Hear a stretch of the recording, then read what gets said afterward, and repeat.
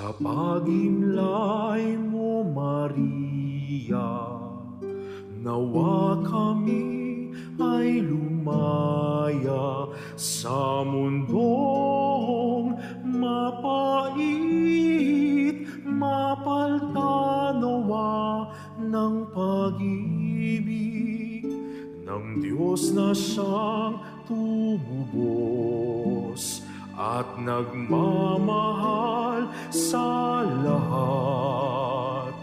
Kami ay ilapit mo sa Kanya.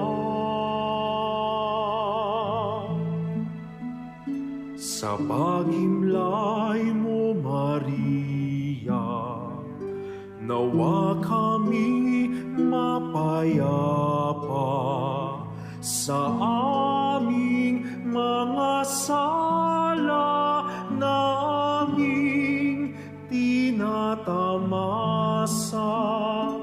sa mundong kay poon.